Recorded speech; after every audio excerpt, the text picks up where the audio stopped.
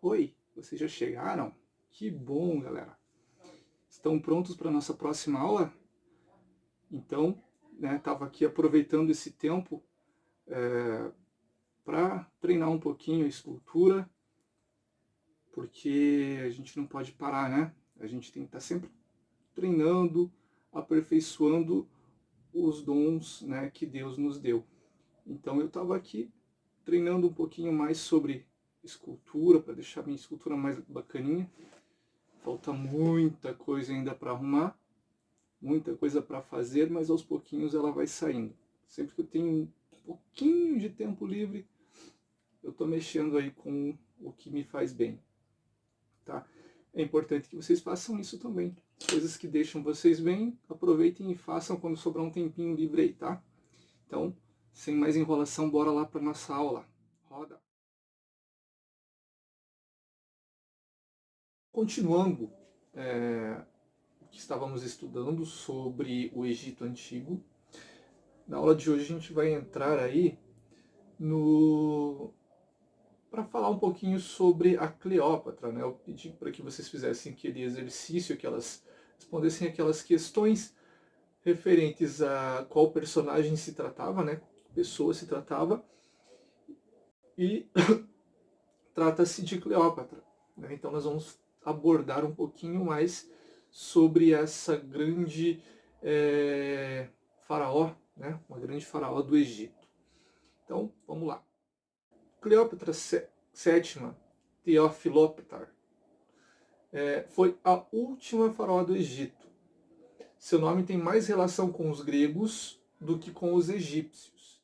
E isso se deve porque a dinastia a qual ela pertencia era a dinastia macedônica. E para que a gente possa entender um pouquinho mais sobre a origem de Cleópatra, é necessário analisarmos toda a sua origem, toda a sua ideia, toda a sua dinastia, de onde ela vem, como chegou a ser uma faraó do Egito. Uns anos antes da dinastia de Cleópatra, é interessante analisarmos a influência dos povos, ou melhor, do povo grego, sobre os egípcios. O Egito foi conquistado por Alexandre o Grande em 332 a.C., passou a sofrer grande influência do mundo grego. Em 323 após a morte de Alexandre, o império foi dividido entre os seus generais. E coube a Ptolomeu, um dos 4 generais de Alexandre, a governar as terras do Egito. Então recebeu as terras do Egito entre 323 até 283 a.C., que Alexandre e Ptolomeu eram amigos desde criança, né?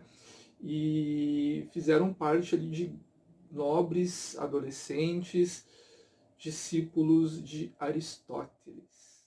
O novo faraó, né, Ptolomeu, assumiu o título a partir de 305 a.C., instituiu o culto dinástico do rei Salvador, sempre de acordo com as tradições egípcias. A capital desse Egito, governado, né, pelo Ptolomeu, foi a cidade de Alexandria, fundada por Alexandre o Grande. Hoje é a segunda maior cidade do Egito. A dinastia Ptolomeu, né, dos Ptolomeus, que durou ali do Ptolomeu até a Cleópatra VII, durou aproximadamente 300 anos. Né? Reinou ali no Egito por 300 anos. Após a morte de Cleópatra, que o país, né, o Egito, ele se tornou uma província romana. Essa morte da Cleópatra tornou o fim da era dos faraós. A rainha mais conhecida do Egito nasceu em Alexandria em 70 a.C. E apesar de ser aí a sétima a adotar o nome Cleópatra, é a que mais se sobressai, né? Então, se você ouve falar de Cleópatra, provavelmente é Cleópatra VII de que estamos falando, e não de outras Cleópatras. Ela ofusca todas as outras por tudo que ela fez historicamente. Cleópatra, filha de Ptolomeu XI, é a mais famosa de todas, né? Então, quando se fala de Cleópatra, é dela que você vai lembrar. A gente não tem muita informação sobre a mãe dela, né? Embora tudo indique que ela tenha sido também uma romana. Cleópatra significa, né, o seu nome significa glória ao Pai, em grego, né? Cleópatra, glória ao Pai, em grego, e também pode ser entendido como Cleópatra Thea Philopator, a deusa Cleópatra, amada de seu pai. É a única de toda a sua dinastia, né, a dinastia dos Ptolomeus, a utilizar a língua egípcia. A Cleópatra, por ser mulher, ela nunca pôde governar sozinha. Ela sempre teve que estar ao lado de um homem para que pudesse ocorrer essa governança, né? Então, primeiro, ela governa ao lado de seu pai, Ptolomeu, Ptolomeu XI, né? Após ela reina, ela governa ao lado do seu irmão e futuro marido, Ptolomeu XIII. E logo após esse, ela também reina e também se casa com o seu outro irmão, Ptolomeu XIV. E por fim, ela reina ao lado de seu filho com Júlio César, o Cesarion. Grande exceção, né, ao pai de Cleópatra, que governava realmente o Egito. Todos os outros, né, os irmãos que governaram junto com ela e posterior o filho que governava junto com ela, eram meras figuras ilustrativas, só para figurar mesmo, porque quem mandava, quem ditava as regras ali era a mulher, era a Cleópatra, ela que mandava. Cleópatra, além da língua egípcia, ela também falava mais 8 línguas, entre elas o grego, o aramaico, o etíope, o meda, o hebraico e o latim. Mais ou menos como Cleópatra chega ao poder. Em Roma, está acontecendo lá uma briga entre Júlio César e seu general, o Pompeu. Em 48 a.C., Pompeu é derrotado. E aí ele procura refúgio em Alexandria. Aí Ptolomeu XIII aceita recebê-lo e, junto com seus conselheiros, ele tem uma brilhante ideia. A ideia de executar Pompeu para agradar e receber apoio de Júlio César. Mas eis o que acontece. Pompeu é morto, sua cabeça é oferecida a Júlio César, que acha aquilo uma verdadeira barbárie. Aí, em resposta, Júlio César chega e ataca Alexandria. Toma Alexandria.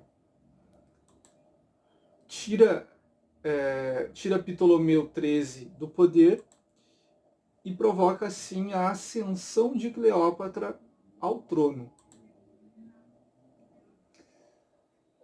Segundo relatos, Cleópatra oferece um presente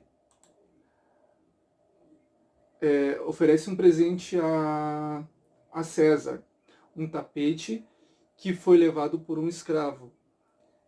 E quando desenrolaram o tapete, surge Cleópatra lá.